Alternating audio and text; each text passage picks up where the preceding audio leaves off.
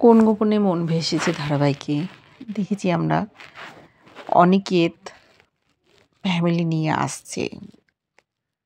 দেখেছি চন্দাশিস রায় ওকে ফোন করে বলেছে, এক্ষুনি তুমি চলে এসো, আমি কোনো কথা শুনতে চাই না, কতক্ষণ আর লাগবে, তুমি স্পিডে গাড়ি চালাবে, তোমাকে এমনি এমনি টাকা দিয়ে পুষিনি, ধ্রুবও আছে গাড়িতে, রোহিণী, প্রিয়া, বাকিরা সকলে আছে, এছাড়াও মিত্তির বাড়ি আর জোড়াবাড়ির পরিবার পরিজন সকলেই আসছে শ্যামলীকে উদ্ধার করতে চন্দাশিস রায়ের কাছ থেকে। শ্যামলী চন্দাশিস রায়ের পাশে বসেছে, ও ল্যাপটপ নিয়ে ব্যস্ত, ব্যবসার কাজে ক্ষতি হোক সেটা চায় না। শ্যামলী বলল, কি দরকার ছিল আমাদের এখানে হানিমুনে আসার? হানিমুনে এসে কি আপনি শুধু কাজই করবেন? আমি বরং বাইরেটা একটু ঘুরে দেখে আসি। বলল, হ্যাঁ হ্যাঁ বর্ণমালা, তুমি যাও, বাইরেটা খুব সুন্দর, তোমার খুব ভালো লাগবে। ও তখন বেরিয়ে গেল, ভাবছে ভালোই হয়েছে, স্যার কি এসে পৌঁছেছেন না আসতে দেরি আছে। বাইরে গেছে, গিয়ে ও এদিক ওদিক ঘুরছে, কিন্তু স্যারকে কোথাও দেখতে পাচ্ছে না। হঠাৎ চোখটা কেউ ধরেছে, ভয় পেয়ে গেছে কে, তারপর দেখছে অনিকেত। স্যার চলে এসছে, ওর আর কোনো চিন্তা নেই, ওদের প্ল্যান মাফিক যে কাজ হচ্ছে সেটাও জানিয়েছে। তারপরে হঠাৎ পেছন ঘুরে দেখছে শ্যামলী, জোড়াবাড়ি, মিত্তির বাড়ি সমস্ত সদস্যরা লাইন দিয়ে গোল করে দাঁড়িয়ে আছে। অবাক হয়ে গেছে, ভাবছে এটা কি হলো। অনিকেত হাসছে মুচকি মুচকি, তখন বলছে, ওনারা এখানে, ওরা সব যে ঘটনাগুলো জানে, ওর বিপদের দিনে পাশে এসে দাঁড়িয়েছে সেই কথা অনিকেত জানিয়েছে, কাছে ছুটে গেছে। ঠাম্মি বলছে, আয় শ্যামলী, শিগগির আয়। শ্যামলী ছুটতে গিয়ে জড়িয়ে ধরেছে, বলেছে, ঠাম্মি তুমি কেমন আছো? তখন বলল, দেখ আমরা সকলেই জানি তোর কি বিপদ, সেই জন্য আমরা এসছি তোকে বাঁচাবো বলে। খুব খুশি হয়েছে এতদিন জোড়াবাড়ির সকলকে দেখে। ওদিকে রোহিণী প্রিয়া বলছে, শ্যামলী তুমি কি আমাদের দেখতে পাচ্ছ না? অনিকেতের বাবাকে জড়িয়ে ধরেছে, বাবা তুমি কেমন আছো? মামনি কাছে গেছে, মামনিকে বলেছে যে, ম্যাডাম আপনিও এসছেন? বলছে, তুমি কি আমাকে অকৃতজ্ঞ মনে করেছো যে আমি তোমার বিপদের দিনে আসবো না? তবে ওইটুকুই, এর বেশি কিছু আশা করো না। বলল, এইটুকুই তো আমার জীবনে অনেক ম্যাডাম, এর চাইতে আমি বেশি কিছু আশা করি না। চোখ দিয়ে জল পড়ছে, ছুটে গেছে প্রিয়া আর রোহিণীর কাছে, জড়িয়ে ধরেছে। মিত্তির বাড়ির ছোট বড় সকল সদস্য এসছে, ওরাও শ্যামলীকে চাইছে, আপ্লুত। কিন্তু কি করে চন্দাশিস রায়ের হাত থেকে বাঁচবে? ফোন করেছে অনিকেতকে চন্দাশিস, যে তুমি এসছো কি না, শিগগির আমার ঘরে এসো। অনিকেত চন্দাশিসের ঘরে গেছে, ল্যাপটপ দেখছে, বলল, এই তো আমি সারিয়ে দিয়েছি। বলল, বাহ খুব ভালো কাজ করেছো, আমি অনেক রিলিফড হলাম। হানিমুনে এসে কি এইসব ঝামেলা ঝঞ্ঝাট ভাল লাগে যে ল্যাপটপ নিয়ে সারাদিন বসে থাকবো? তখন বলল, তাই তো। আবার ভাবছে, যা এবার যদি আমায় চলে যেতে বলে তখন কি হবে? প্ল্যান মাফিক তো আর কাজ হবে না। অনিকেত কে বলল, যাও এবার তুমি চলে যাও।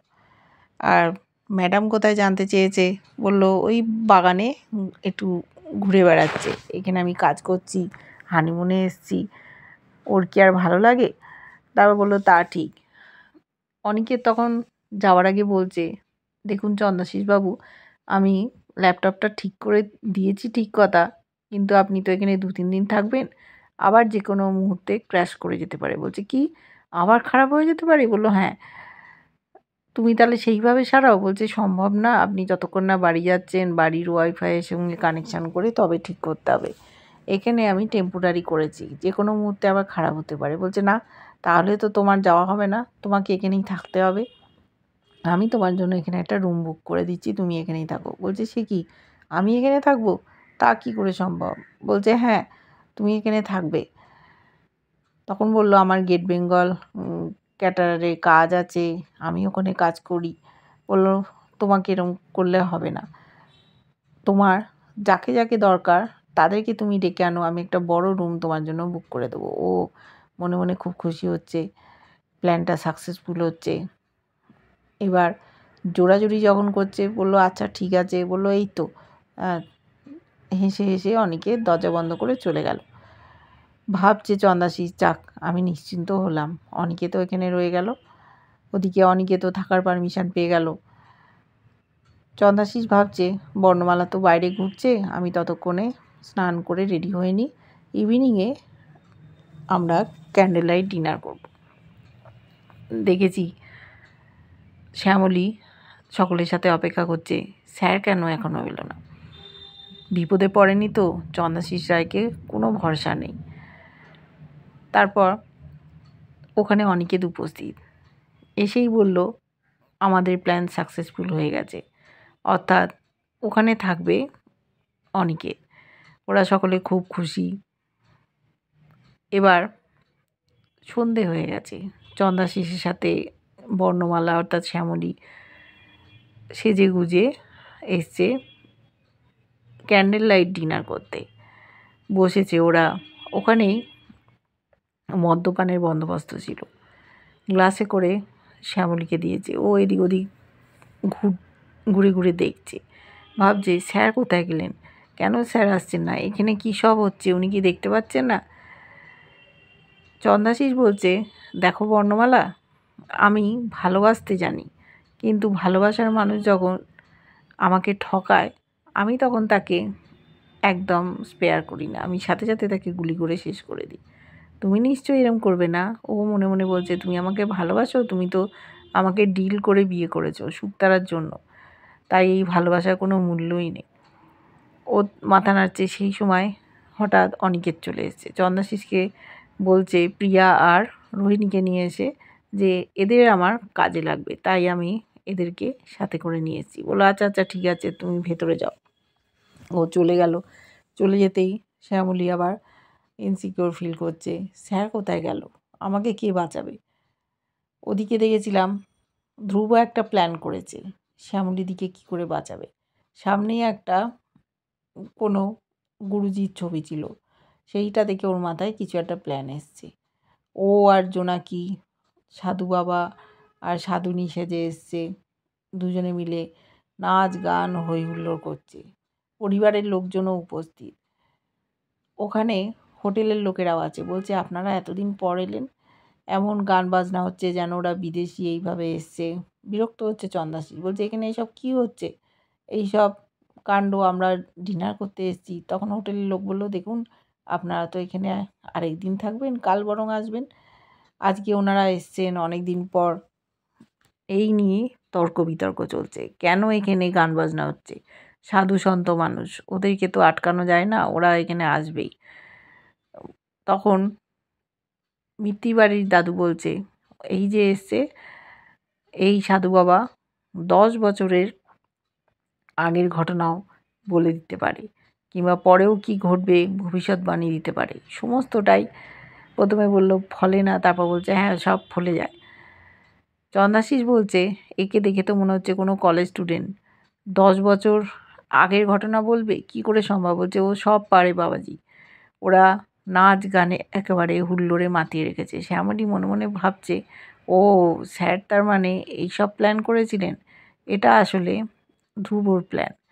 শ্যামলীকে বাঁচাবে বলে, ওকে যাতে একা না থাকতে হয়। শ্যামলী ভয় পাচ্ছিল, অনেকে তো ভয় পাচ্ছিল যে শ্যামলীকে আমরা বাইরে থেকে হয়তো প্রোটেকশান দিতে পারবো, কিন্তু ঘরের মধ্যে চন্দাশিস যদি শ্যামলীর সাথে কিছু করে সেটা তো আমরা আটকাতে পারবো না, সেটা আমরা কি করে আটকাবো? সেই জন্য ধ্রুব এই প্ল্যানটা করেছে। এবার সেটাকে কিভাবে চন্দাশিসের কাছে উপস্থাপন করবে সেটাই দেখব। চন্দাশিস তো ছেড়ে দেবে না বর্ণমালাকে, ঘরের মধ্যে ওরা একাই থাকবে, বেরোনোর উপায় নেই শ্যামলী। কী করবে শ্যামলী? ওদিকে আড়াল থেকে টুকিঝুঁকি মারছে অনিকেত, ওর সাথে আছে প্রিয়া আর রোহিণী, ওদেরকে থাকতে দিয়েছে চন্দাশিস। এদিকে সকলে মিলে প্রশংসায় পঞ্চমুখ এই সাধু বাবার। সাধু বাবার নাকি খুব পাওয়ার, সব কিছু বলতে পারে। এবার চন্দাশিসকে নিয়েও হয়তো কিছু বলবে, রেগে যাচ্ছে অসম্ভবভাবে চন্দাশিস। ও এসেছিল হানিমুনে, একটার পর একটা বিপদ ঘটেই চলেছে ওর সাথে। হয়ে গেল ক্র্যাশ ওর ল্যাপটপ। তারপর যাওয়া ঠিক হলো, আনন্দ করতে এসছে, খেতে এসছে, সেখানে চলে এলো সাধু বাবারা।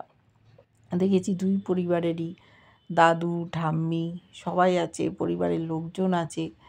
ওরা শ্যামলীকে এত ভালোবাসা দিচ্ছে যে বোঝার কথা না।